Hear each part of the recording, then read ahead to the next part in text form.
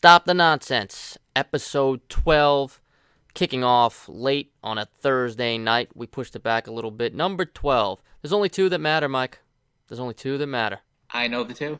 What are the two? Aaron Rodgers and Tom Brady. There you go. That's all we got to do. Boom. 2 for 2. I don't think there's any reason to mention any other ones. No, we're good on those. Yep, and boy, do we have a lot to talk about. Yes, we do. It's been a little over a week since we last spoke, which was our baseball preview episode. And baseball season is kicked off. Currently, I actually have a game going on my computer right now. I'm watching the Indians and the Blue Jays only because the Indians are 3 outs away from a combined no-hitter. So we'll keep tabs Trevor Bauer, on that. right? Yep, your pick for the Cy Young. And he was great tonight. And then they brought in John Edwards, who struck out 2 guys, but then he hit a guy and walked another guy. And then they brought in Brad Hand to finish the 8th, and he's their closer, so he'll probably finish the 9th, and we'll see if he can nail down this no-hitter. Little history in Cleveland, possibly. But as that's going on, let's start with the Mets. Okay, we'll get to the Yankees, because that's our team, and we're passionate about it. But the Mets have gotten off to a nice start. They did lose today.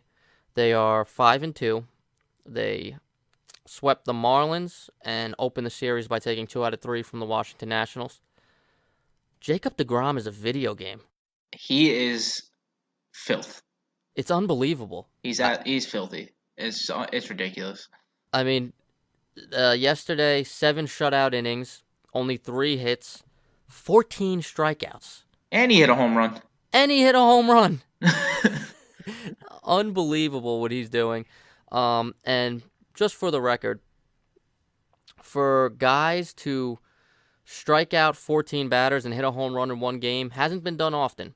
It was yesterday, Jacob deGrom. Back in 2015, Madison Bumgarner did it. Mm-hmm. Steve Carlton in 1977. A former Met, Tom Seaver, in 73. One of my favorite players of all time, Bob Gibson, also did it in 72. And as for Bob Gibson, deGrom ties Gibson's record of 26 straight quality starts, obviously going back to last year. What he's doing right now is, it's really unfathomable. He pitched to a 1.70 ERA last year, and he won the Cy Young, deservedly so. Mm-hmm. Really pulled away in September because I thought that going into like mid-August that it was closer than most people thought. I thought Scherzer was not too far behind him, and then deGrom was just like, no, that's the end of there goes the no-hitter. They don't even record an out in the 9th. Bums. Well, so much for that. Now you got to just try to nail down that win. Yeah, so deGrom is justifying me taking him 5th overall, first of all and foremost, in my fantasy league. But when you got a guy like that, and this Mets pitching staff has long been, I think it was put on a pedestal a little too fast. Mm-hmm. Because they went to the World Series in 2015, and you had how far it seems. I mean, it seems like so long ago. It's only 3 seasons ago. Mm-hmm. But Matt Harvey was the Dark Knight, and he had just come back from Tommy John and had probably the most successful season for a pitcher returning from Tommy John surgery. Yes. Then, obviously, you still had deGrom. You had Syndergaard, was a rookie, and Steven Matz, who had a great postseason. Steven Matz was stellar in that postseason. Now Steven Matz, he has trouble staying on the field. But they were like the holy grail of pitching, and everybody thought, what is going to be for the next couple of years? Well, Matt Harvey's dealt with injuries, and he's gone. They shipped him off to Cincinnati. He has since signed with the Angels. But they kept deGrom, they kept Syndergaard, they still have Matz, and Zach Wheeler is the guy who last year was really good. Had a rough start. I think he actually pitched one of the games they lost to start this season. Mm-hmm. But they still have a good starting staff. And we talked about the NL East, how it's going to be so competitive. So for the Mets to get off to this start, it's important if they want any shot at the playoffs. Yeah. So, also, Pete Alonso looks like he's the real deal. He does look like the real deal. He's been very impressive in the first week of the season. Yeah, and I was somebody who thought that they should keep him down in order to get that extra year of control. If you remember, the Cubs did it with Chris Bryant. The Hmm. the Yankees did it with Gleyber Torres. You wanna keep a guy down till the Super Two kicks in. I'm not gonna get into the Super Two. If you want to hear about the Super Two, I've got an episode from my old podcast. If you really want to hear about it, send me a message. I'll send you the link. It's not interesting at all. It's very complicated, and quite frankly, it was annoying for me to read up on and learn how it works, and I still don't think I completely understand how it works. But basically, there's a cutoff. They decided, screw the cutoff. We're gonna bring him up right away. He had a big spring. He deserves it, and he's gotten off to a screaming start. Mets fans are excited, as they should be. And if this kid is the real deal, and you stick him at first base and you don't have to worry about it, that does a lot for the Mets offense because Cespedes might not play at all this year, and I think he's coming back from the similar surgery that Tulo had, actually, the heel surgery. Yeah, he had both heels, right? Yeah, just like Tulo, Yeah. and didn't play in the spring. I don't even think he started baseball activities yet. I don't think he can for like the All-Star break or something like that. Yeah, I still he think might he's not. like months away. Yeah, he might not even play, and he's a frustrating player, man. A guy with all that talent, and he's a little lazy. I mean, when he's hot, he's so much fun to watch because he hits laser beams all over the field. Yeah. And he had a cannon in the outfield too. Oh, absolute gun. One of, if not the best arm in the league. Speaking of arms, have you watched what Laureano has done in the early going in Oakland? Yeah, Throwing guys out? that throw 2 nights ago, I think. Was it two He's nights made ago or one last like night? he's made one like every game. Yeah. He threw out a guy at third, he threw out a guy at home. Yeah, it was He the guy at home plate. against the Red Sox. Yeah. I saw that throw I think this morning and I was like, God damn. Yeah, did you see his throw from last year in Anaheim from the warning track to Mm, first base? I probably have. If you haven't, you got to look that up. He probably has the best arm in baseball right now. Like he's absurd. Also hit a home run in that Red Sox series. But getting back to the Mets, really getting back to DeGrom. I just a lot of people are kind of holding off that he's the best pitcher in baseball. Like they don't want to say that yet. Maybe because he's a Met. Who's better than this guy? I mean, Scherzer's 1A. You can sell me on that. But there's no better pitcher in the game than Jacob deGrom right now. No. He's dominated for a full calendar year, basically. And that's the key. It's not that he's pitched well. He has dominated. Okay, the Indians might be blowing this, by the way. They've recorded one out, and Toronto has now driven in two. Well, that's never what you want. Only one guy scored on that. So the tying run's coming to the plate with two guys in scoring position. Not that anybody listening really cares about the Cleveland-Toronto game, and it'll be over by the time you hear this. But, in fact, I'll shut it off so I can stay focused. But watching DeGrom pitch last night was just, it was, like I said, it was a video game. The Marlins aren't a good team, but still, 14 strikeouts in 7 innings. He hits the home run. I hope he keeps it up. I mean, he gets the deal that we talked about last week, which he completely deserved. And apparently he seems happy about it because he hasn't let up one bit. And the Mets are 5-2. And I guess if you're a Mets fan, you got to be feeling good about things. They did come home today and they got shut out. They got shut out 2-0 against the Nationals. 4-0. Syndergaard 4-0. You're right. The Nationals tacked on 2-1 in the was it the 9th or the 8th? Mm-hmm. It was late in that game. Syndergaard pitched well. I think he only gave up one hit in 6 innings. Yeah, he let up a homer, I think. Yeah, he gave up a home run to the Nationals rookie Victor Robles. Who's who going also to be a looks very stud. good. Yeah, he is. A lot of young talent in baseball these days. I mean, It's exciting. you got a ton of guys all over the league. The Yankees' future superstar Gleyber went 4 for 4 today with 2 home runs, and I've been trying to tell y'all, but we'll get to that. The Phillies are the Phillies 6-1 or 5-1? They're in first place right now, and Bryce Harper is off to a screaming start in Philadelphia, and I don't know how you cannot enjoy seeing him do what he did in Washington the other night, unless you're a Mets fan who's always hated him. It's fun to watch. I love Bryce Harper. I mean, okay, I put on Twitter that I was shocked because Nationals fans were, quote, booing the beard off him. And and the reason I was shocked was because I didn't know DC fans were that passionate about anything. I've I've never heard them be that loud. Yeah. So, and then Scherzer strikes him out the first two at bats, which no shame in that. It's Max freaking Scherzer. He's pretty good at this thing. At which point Bryce Harper says enough.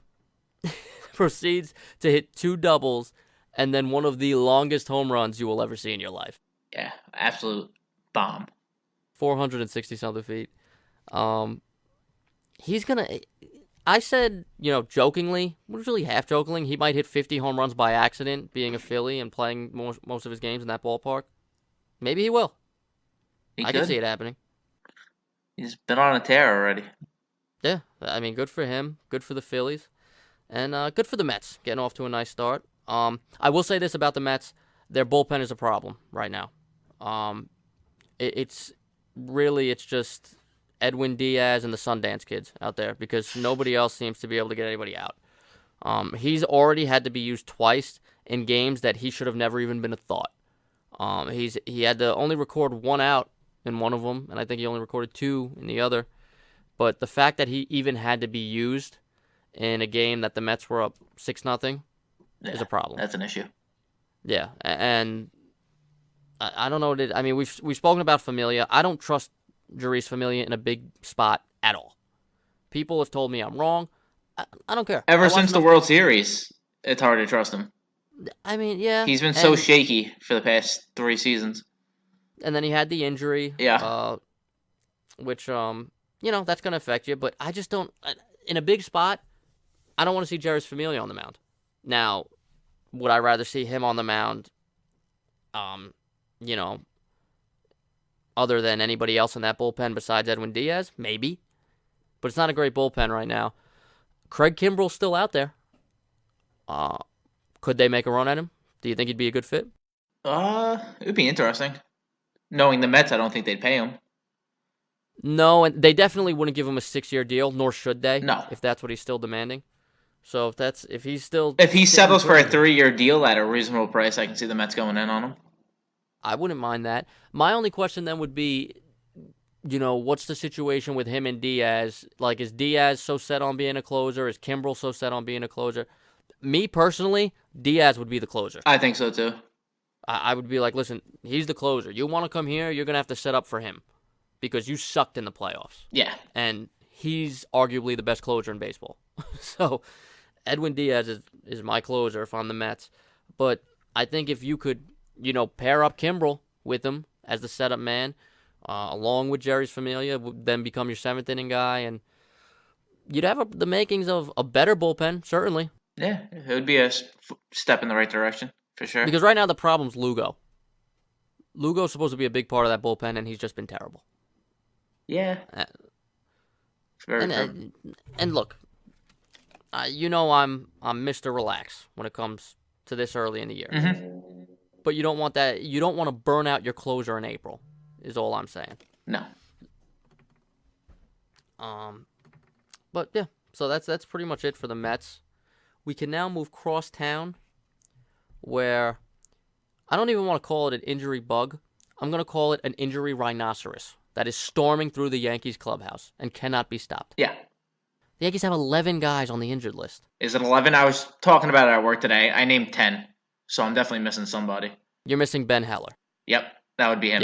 Yeah. Ben Heller had Tommy John surgery last year, so he's on it as well. So the guys you named were Stanton, Andujar, CC, Hicks, Betances, Tulowitzki, Severino, Ellsbury, Didi, and Jordan Montgomery. So, there's got to be someone else in there, because I actually didn't even name Montgomery now that I'm thinking about it. What you think on that? I don't know. I don't think there's anybody else. Yeah, I don't think there's anybody else. Hold on. So, CC, Hicks, Stanton, Tulo, which we all expected. Yeah. We just hoped it wasn't this early. Andujar. Ellsbury. Sevy. Yep. Betances. Didi. Yep. And you know what I thought I did? I thought Voit was going to be out for some reason, No. so I named Oh, because Voit. he got hit on the hand Yeah, the other day. Yeah, he wasn't happy about that. no, answered it back Especially today though. because yes, he did. Big 3-run homer in the 8th inning today to Secure a extend it win. to a 4-run lead. Yeah. Good for him because he was starting to struggle a little bit. I mean, he hit the home run on opening day. We'll get into it. Yes. I'll say this about the Yankees: they are after the win today. They're 3-4 through 7 games. Mm-hmm. No big deal. The injuries are concerning. Now, if Stanton says he thinks it won't take much more than the 10 days and he'll be back, good. CC, we know it's going to take a little time. He had the heart issue and he was working through. In my opinion, the CC loss isn't a huge issue. It's not huge. No. When he comes back, and we'll be glad to have him. Yeah. Severino, hopefully, we need him. He's the biggest one, in my opinion, because if he's a long-term injury, we've spoken about how he's irreplaceable. He's the most indispensable Yankee, if you ask me. So you hope he's back in May. Tulo is what he is. Yeah. We know Didi will not be back until June at the earliest. Mm-hmm. The Andujar one hurts a little bit right now. Okay. That's going to handcuff us. That's the one that I'm looking into. Hicks has started baseball activities, yes. So there's a light at the end of that tunnel. Here's the thing with Andujar. If Andujar is out for 10, 15, 20 days, all right, you can deal with it. Mm-hmm. But if he has to have that surgery and he's done for the year, that's a big deal. Yeah. That's a very big deal because it's a big deal until Didi comes back. Yeah, but here's what it does. Because you have DJ LeMahieu, who's off to a very good start, and he's a very good player, and we told you that when the Yankees signed him.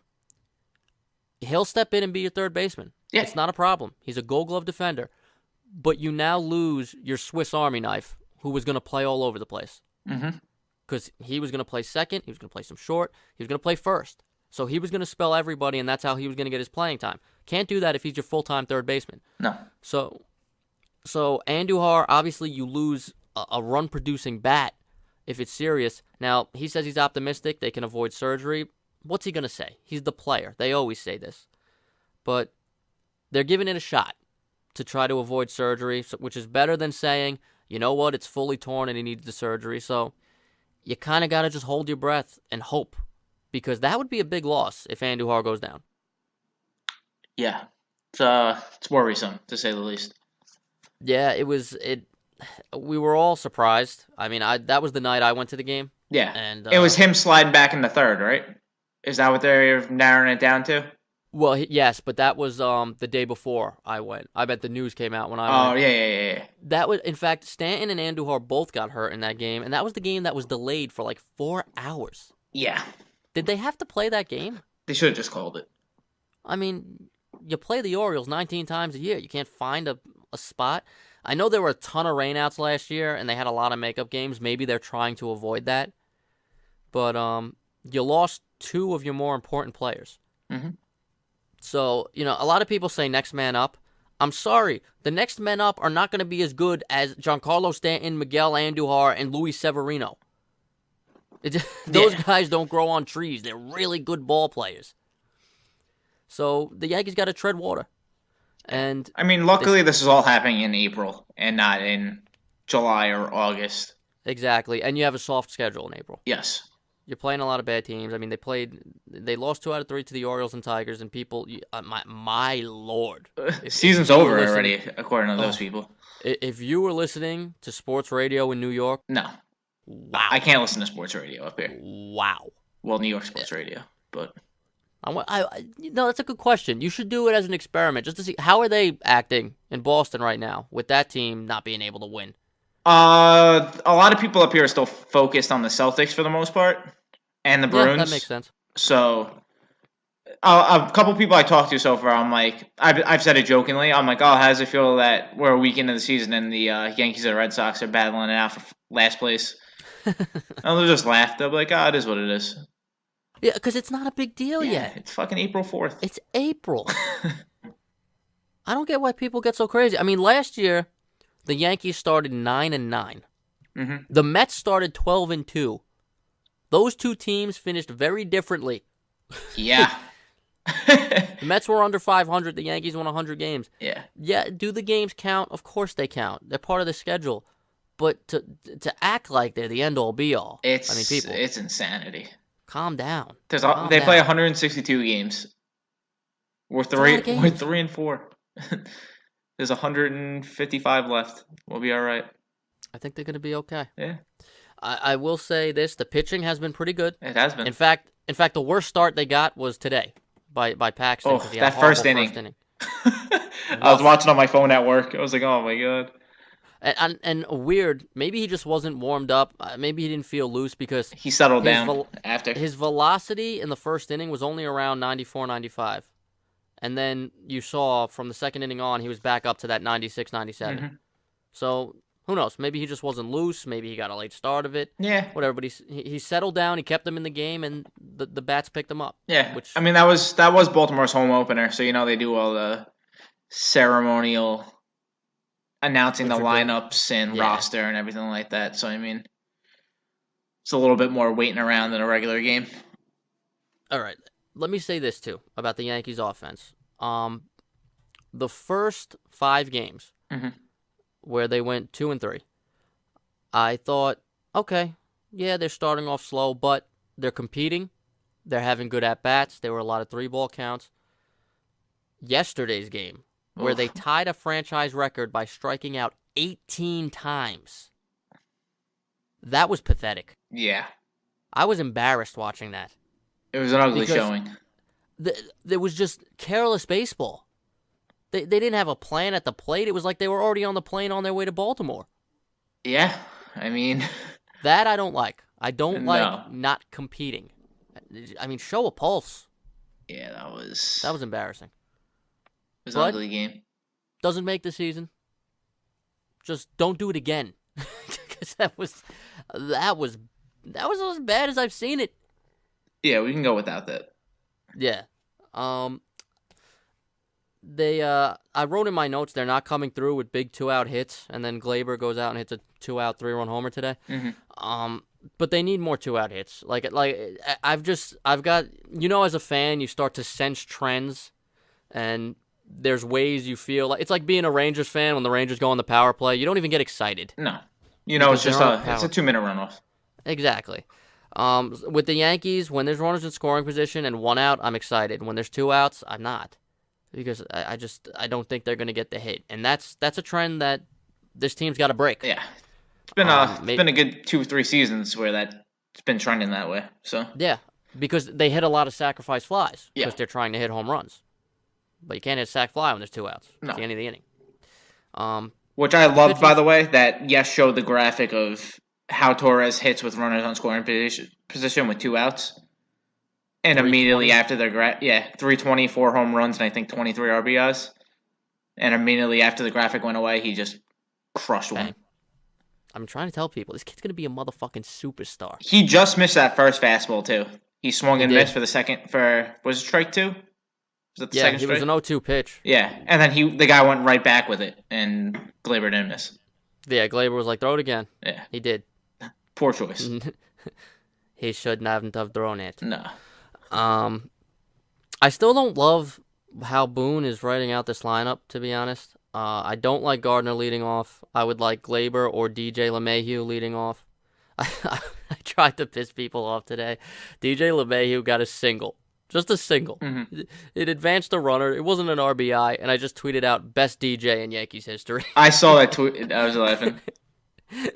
But I don't think Voit should be cleaning up either. No, I like Voit, but I like him too, but it's either he's gonna hit a home run or tear Yeah, the and ball up, tear off he the has ball. good at bats. But he has good at bats. and then he can just- have really bad at bats. But Yeah, I don't think he's terrible, but I also don't think he's the guy that hit 14 home runs down the stretch last year. no, I think he's somewhere between there. I think he's a guy. He's not going to hit 322 like he did last year. I think he could hit 270 Mhm.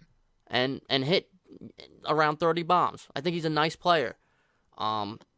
he's definitely not a cleanup I don't hitter. think. No, I don't think he should be hitting cleanup. I think Gary's showing people that he's not the guy you saw last year. No. Hit another Hit his bomb third today. home run of the year. So, I'm on board with the analytics. I know they work, but some of it is just so stupid. Like, there was no reason to sit Gary Sanchez the other day in that 18 strikeout game. The guy had homered in 2 straight games. He should have been in the lineup. Like, it doesn't make any sense to me. Actually, it was the day before the 18 strikeout game. Like, if you're hot, you're hot. Analytics don't believe in hot streaks. They just say you got to rest the guy, so sit him, and that's where I disagree with it. Mm-hmm. So I mean, I know they use the analytics to set the lineup and stuff, and people want to blame Boone. This is the job he signed up for. I mean, Binder Joe was Joe Girardi. Remember, he had his binder, all those analytics. So I don't think you could really kill the managers that are in these organizations that are run by analytics. Their job is to communicate with the players. That's about it. The numbers do everything else. Yeah. But the Yankees will be fine. They'll be fine. They won today. They're 3-4. Day off tomorrow. Yeah, I know why they do it. It just annoys me. It's stupid. Yeah, they're trying to just have that built-in protection just in case of the rain out. And it is supposed to rain in Baltimore tomorrow, so maybe they're protecting from a potential rain out. But I wish they were playing. Yeah. But that's pretty much it when it comes to the Yankees. The panic is unnecessary. Mm-hmm. This is a good team. As long as Stanton, Hicks, Betances, and Severino come back healthy fairly soon, I think they're going to be fine. They'll be A-okay. With that being said, let's go back across town to the Mets, but not to talk about what they're doing now. Let's talk about what's going on between some Met legends. All right, Ron Darling, who is a really good play-by-play guy, calls games for the Mets. He calls the postseason on TBS, World Series games. Wrote a book about the 86 Mets. For those who don't know, the 86 Mets were a wild bunch. Okay? Cocaine all over the clubhouse. We've heard all the stories. He writes that before Game 3 at Fenway Park, they were playing the Red Sox, and Dennis Oil Can Boyd was pitching, that Lenny Dykstra was standing in the on-deck circle. What the hell was that? My bad. Lenny Dykstra was sitting in the on-deck circle, or standing in the on-deck circle, and he goes on what Ron Darling called a racial tirade that was filled with stuff, quote, worse than what Jackie Robinson had to deal with, end quote. That's quite an allegation to say something like that. So far, none of the Ron Darling's former teammates are backing him up on this. They asked some of Lenny Dykstra and Darling's former teammates, Darryl Strawberry, Doc Gooden, Kevin Mitchell, African-American ball players that were teammates of them. They've all said no. They didn't hear it happen. They don't believe it would happen. Darryl Strawberry said that, he lived with Lenny. He's not a racist. He knows he's not a racist, and he knows he wouldn't do something like this. Nobody has come out and supported Ron Darling. Why write this? Yeah. I mean... What was his end game? I have no idea. It's like, first of all, you're not saying what he said. And we can only assume that if it's racial, the N-word was involved. You would assume so. Which is terrible. But nobody's backing you up. And Lenny Dykstra, I don't want to say Ron Darling made it up, but if you were going to make that up about somebody, Lenny Dykstra would be the guy that you would assume people would believe would do it, because Lenny Dykstra's had sort of a checkered past in his life. And he's fallen on, he's an interesting individual. But he's denying it too, by the way. He's completely said it's false. He said he's going to sue Darling. And he could. Yeah. Right? Defamation? Isn't that what that is? Defamation. Defamation? Yeah, whatever. I didn't go to college. Yeah, me neither. But I don't understand, why he wrote it. This book is he's taking shots at other people as well in the book about the 86 Mets. And the 86 Mets, the Mets don't have a lot. All right? They have the 86 team. The 86 team is legendary, as it should be. Mm-hmm. Yeah, Doc Gooden was the best pitcher in baseball. Darryl Strawberry is arguably the best player in baseball. That was a good team that probably should have won more than one championship, but they got it in 86. And they helped keep alive the curse of the Bambino for that much longer, for which I appreciate. Yes, thank you. And now Darling's kind of coming out and just dumping all over the memory. And he's not getting any help from his teammates. You're not supposed to speak outside of the clubhouse. Like, that's supposed to stay in-house, stuff like that. And if this happened, don't you think somebody like else would have heard it? Yeah. A media member or something? I don't know. And it's weird because Ron Darling seems like such an honorable guy. Went to Yale. Very good at his job. I don't know. I just don't understand it. I don't get it. I don't think Dykstra did it. From everything I've listened to, all the articles, all the interviews with former players. But it's been written, and we'll see what happens because Ron Darling's going to have to deal with this now. He works for the Mets. I mean, he calls their games. So we'll see where that goes. But a quick transition to the NHL, where it was just announced a little while ago that New York Rangers president Glenn Sather is going to step down.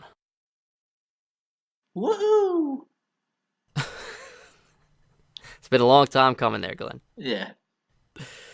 I don't know what to say about Glenn Sather because I haven't had many nice things to say in the past about Slats. Slats. Big Papa Slats. And he did say that he really regrets not winning a championship with his time with the Rangers. Yeah, me too. Yeah, fucko. Me too. I was dying when I saw that today too. Made me laugh. like, you know what? Maybe you should have drafted better. Because your drafts were awful. Yeah, not the best. Hugh Jessamine. You know, that's exactly... You had to go there. It's hard not to go there. That's you want to talk about Glenn Sather and drafts? That's the one. Yeah. That is the one. You could have took anybody else. The 2003 draft, they take Hugh Jessamine. Go take a look. If you haven't seen the 2003 NHL draft, go take a look. It's got to be the most stacked draft in the history. If you're a Ranger fan, you're going to want to stab yourself in the eyes with rusty screwdrivers. If they pick Ryan Getzlaf or Patrice Bergeron instead of you freaking Jessamine, they've got 2 cups with Henrik Lundqvist. I've got no problem saying that. Yeah, it would definitely help a lot. Because Henrik Lundqvist has never, ever had guys the caliber of those 2 that I just named in front of him. No. And you would have had them. They were right there.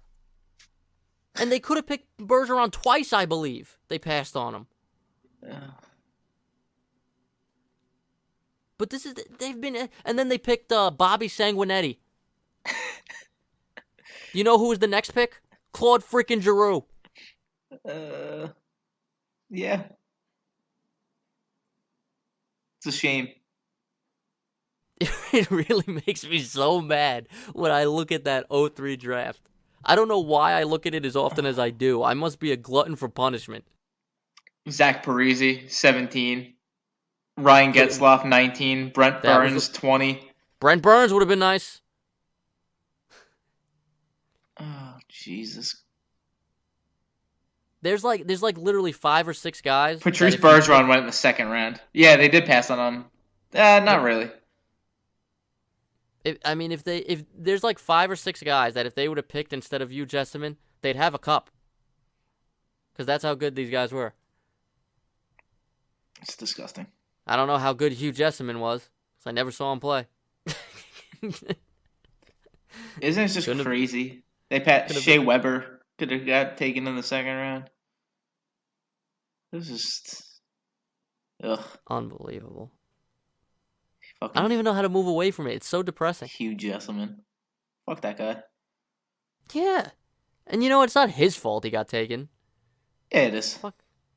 Play a different sport. Go play with Tiddlywings or something. Let's look at his career stats. They're not good. I think he played. He played like 2 games. Yep, 2 games for the Florida Panthers. And the only thing he has in his stat line, 5 penalty minutes. He got into a fight. He probably got the shit kicked out of him because he sucks. Ended. Probably didn't even throw a punch. But could you imagine if he gets into a fight, gets his ass kicked, it's like, whoa, I'm in the wrong profession. Yeah. What the hell have I done? What do you think he's doing with his life right now? I don't care. I hope he's sitting on a porch playing a banjo somewhere. He probably sucks at that too. We're just gonna move away from it because now I'm angry. I freaking Hugh Jesselman. Thanks, Slats. Good luck in retirement. Yeah. Piece of crap.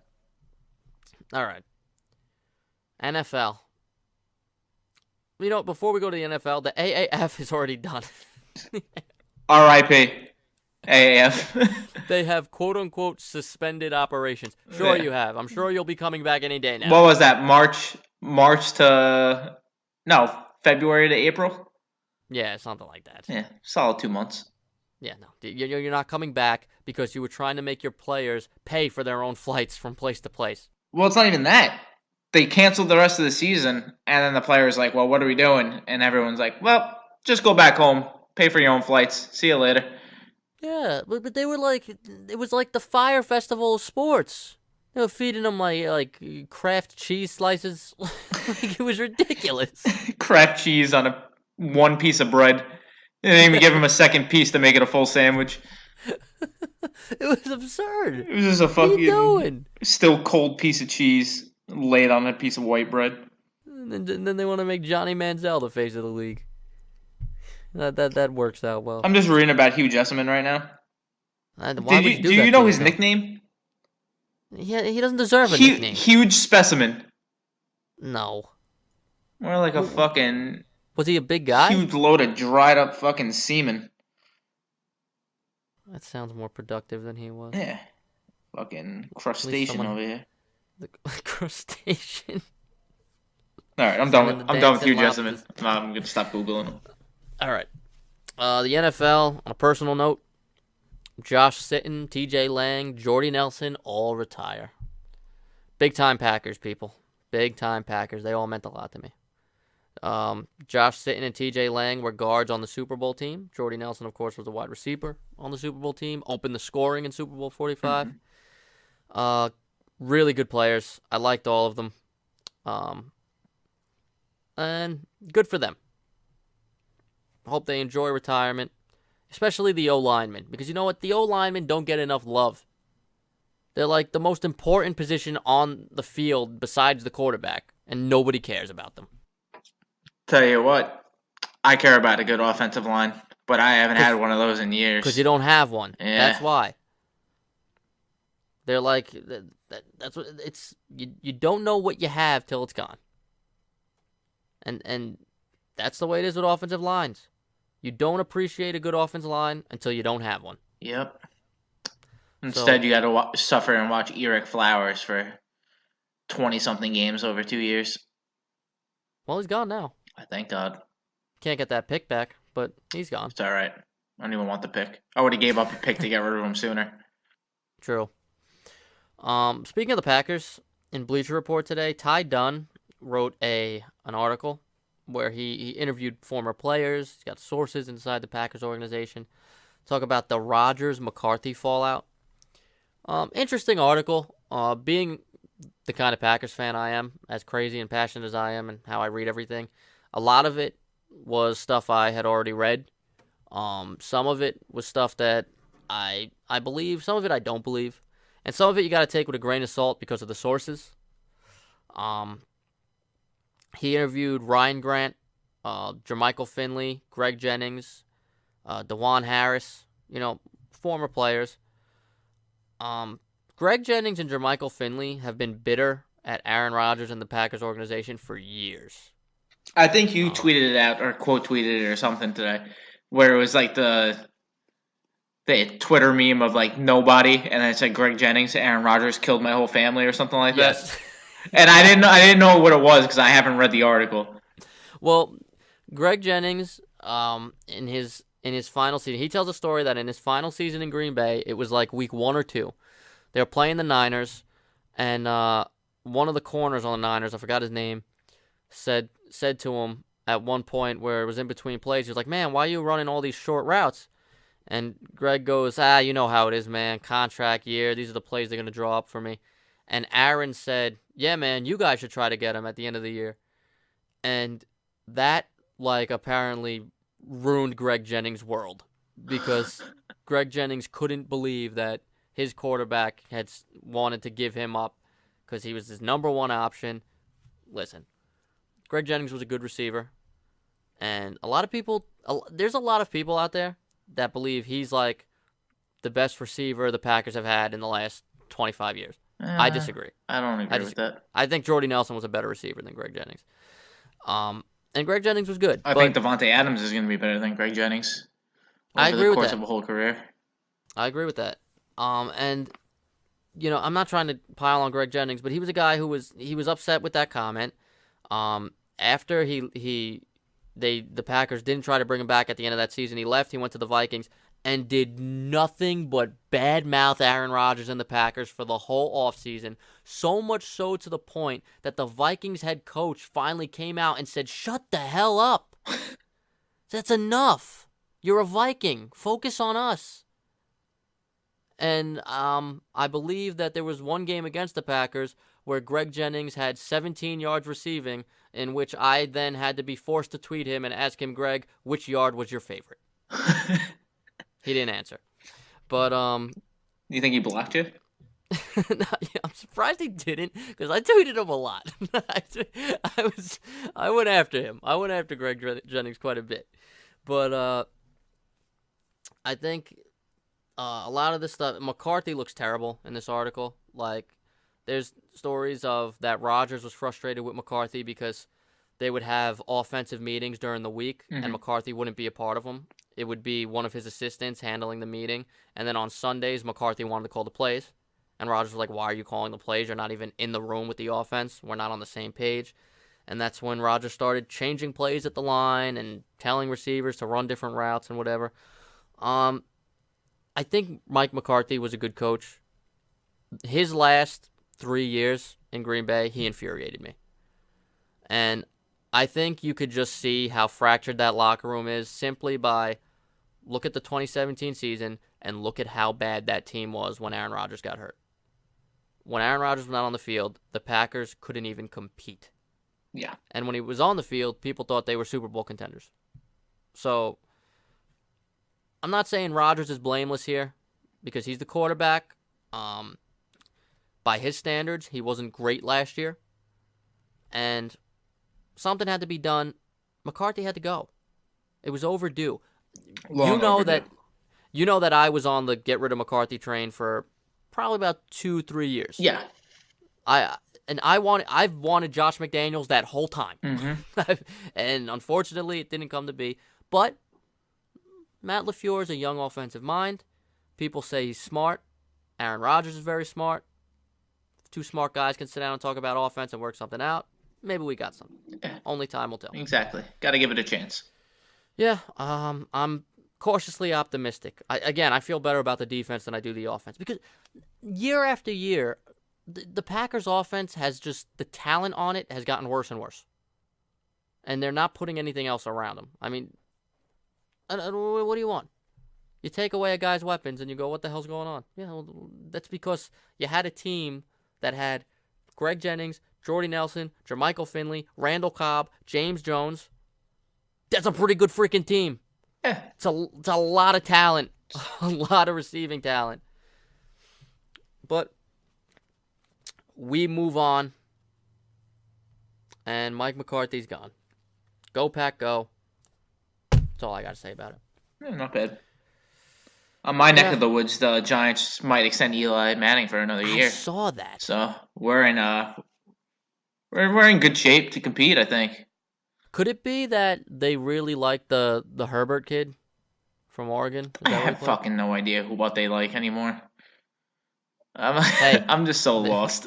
Dave Gettleman said we have a plan. I don't believe him, but he said they do. Once football season starts coming around, I'm just gonna come out with the hashtag pray for Saquon. I feel bad, It's man. That's the, it's protect that man at all costs at this point. It was protect Odell at all costs, but that didn't work out according it's to almost plan. for So that. now it's protect Saquon. I mean, you guys had you know how I feel about Saquon. I think he's the best running back in football.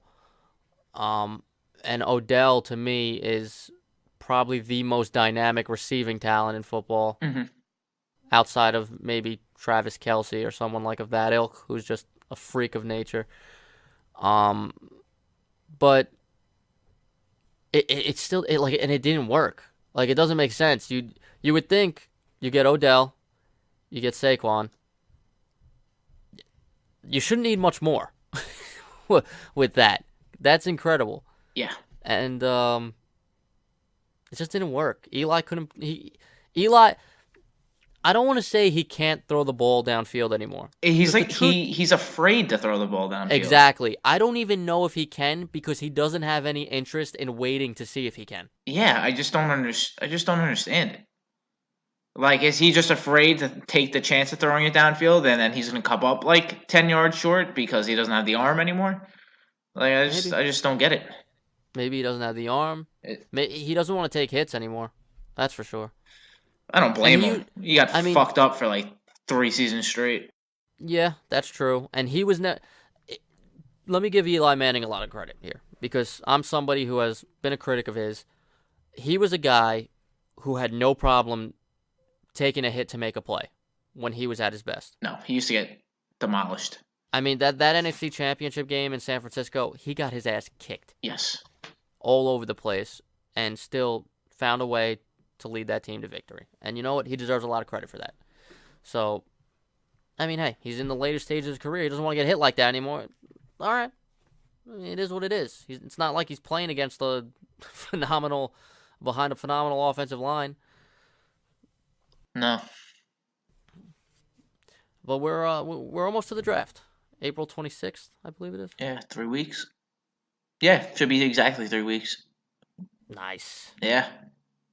I'm excited. This is a fun time. Baseball's in full swing. We've got basketballs coming down the stretch. And I'm just praying for a good draft for the Giants. They need a good draft. got that 6th pick, right? 6 and 17. So you got 6 and 17. The Packers have the 12th and the 30th. So both of our teams have 2 first-rounders. Mm-hmm. Might see some movement. I don't know where the Packers are going to go in the draft. They went so defensive heavy in free agency that, like, I don't think he'd be there. But if, like, DK Metcalf is sitting there at 12, I don't know. I don't know if they'd take him. And I don't know if I'd want him. You know who would take him? The Giants? No, Al Davis. Well, I'll take because he's fast. Yeah, it's an Al Davis pick. All day, Al every Davis day. would take anyway. I just don't understand why he was so bad on the 3-cone drill. And I'm breaking my own rule here because I usually don't give a shit about the combine. No. I only Couldn't look at care the less. 40 times for the most part. The 40 times cool just to see, like, how fast is somebody. Yeah. Dwayne Haskins, horrendous 40 time. He's not a fast guy. But that doesn't mean you can or can't play football. Like, No. For me, it's all about what's on tape. What have these guys done on the field? And it's good to have their measurables, I guess, but I care far more about what they did playing on the field in college than what they did running around in underwear in Indianapolis. That's just how I feel about it. Like the jump drill. It's cool. It's athletic. Yeah. I don't But give a shit if you can jump 53 inches off the ground. that was like Can you what's catch it, the ball Byron while you Jones? jump 53 inches off the ground? That's all I care When, about. when Byron Jones did the long jump and everyone was going crazy. Yeah, I was when are like, you ever going to be long jumping on an NFL field? I don't know. That Byron might be Jones, the stupidest drill they do at the combine, to be honest with you. it might be, but Byron Jones is a great player. Yeah. In fairness to him. I just After thought they about moved that him, fucking long jump. yeah, they moved him to was it from safety to corner or from corner to safety? One of those. After they moved him, he really just locked things down. It's like, all right, he's a good football player, really good football player for Dallas. But I think we're all wrapped up here. I think that's pretty much everything, unless we're missing something big that I can't think of. I think so. Good. I mean, we got the Final Four this weekend. I don't want to talk about it. I know. Freaking JT Barrett missing a free throw. But you know what's funny about that is usually I'm not the guy who, when I get beaten by a team, then roots for the team that beat me. Like a lot of people do, because then they say, if they win it all, at least I could say we lost to the champion. Yeah. I don't think that way. I want the team that beat me to lose, because I don't like you. You beat my team. But I'm such a big fan of Tom Izzo that I'd love to see Michigan State win it all. Yeah. Even though they beat Duke. I mean, he's a tremendous coach and has been for a long time. Yep. Now I just start the campaign of Zion to the Knicks. Dude, he is such a beast. And you know what, too? A good kid. Like you could tell that guy's not going to embarrass your franchise. No, he seems like he has a good head on his shoulders for sure. Yeah. Like, you definitely, you can feel comfortable taking him with the number 1 pick if you got it. Yeah. And that would be great for you. It would be. There were some reports today, I don't know how true, that Durant is 100% going to leave Golden State after the season. I do think he's leaving. Yeah. I didn't at first, but then after the way things were going down with the media in Golden State, I was like, he's leaving. He doesn't even want to be there anymore. No. The way he started like treating the media. So, which reminds me, we didn't mention the whole Kristaps story. Oh yeah. Where he allegedly he's been accused of rape, which allegedly took place the night he tore his ACL. I don't know how credible these people are, and I don't know. It just seems weird. It does seem weird, but I've heard things. I was reading about the story and stuff like that, and I kind of looked into it because I was reading people's comments on like articles and stuff about it. Apparently, like you can walk on a torn ACL and stuff. Oh yeah, you can. My old co-host Justin, he tore his ACL and walked around on it for months. Yeah, before he had the surgery. So for people that are coming out, like I'm not saying Porzingis did or did not do it because I don't know all the facts about it and all that stuff. We don't know what happened. Yeah, so I'm not gonna weigh on what I think happened, but like people are coming out and saying he couldn't have raped somebody on a torn ACL. I'm like, there's people that like work and walk around on a torn ACL for months before even getting it fixed. Yeah, like I remember my friend Justin. I was like, "What can you do?" And he goes, "All right." And he literally goes, "This is how fast I can run." And he starts like kind of penguin jogging, and like going nowhere with really quick toe taps. And then he goes, "The only problem is I can't stop." And he ran into a car. So that's what your ACL is really important for stuff like that, I suppose. But yeah, I mean, this story came out, and now looking in hindsight, the whole trading of him kind of makes a little more sense in a way. And Dallas knew. Yes, because the Knicks did inform Dallas about the allegations. That he was under investigation for it, and they apparently didn't care. So I liked it. I liked the trade originally. Like it even more now. Just gonna throw that out there. Listen, you don't have the headache of him anymore. He's got some diva qualities. Mm-hmm. There's no doubt about it, and I don't think he's done enough nearly in the NBA to be acting the way he acts. Yeah, without question. Yeah, I'll take Dennis Smith Jr. Yeah, I mean you should have taken him in the draft, but that's a different story for a different day. Yeah, you know. But you're here now. Doesn't matter what road you took. Yeah, we got him to the destination. We Dennis Smith Jr. is a Knick. We got him. We got him, ladies and gentlemen. We got. Mike, where can they find you? You can find me on Twitter at Mikey_Dubs_NY, and you can also find me on Instagram at Mike_Wimmers at WIMMERS. And you can find me. I just started singing Soul Survivor in my head I again. think You that can every find me on time. Twitter at JJPix13, on Instagram at John Picarello, JON Picarello. Um, as I always say, give us a rate, give us a review, share it, tell your friends about it, tell your family about it, play it at dinner, do whatever you gotta do. Just spread the word. Yeah. And we will be back next week with lucky number 13. A lot of 13s. A Yes. lot of good 13s. And we'll talk about that Slowly then. raising my arms up for 113. Oh, yeah, we'll get there because he's going to be the first one we mention. Oh, 100%. All right, everybody. We'll talk to you next week. Yes, Thanks sir. again for helping us stop the nonsense. Thank you. Later.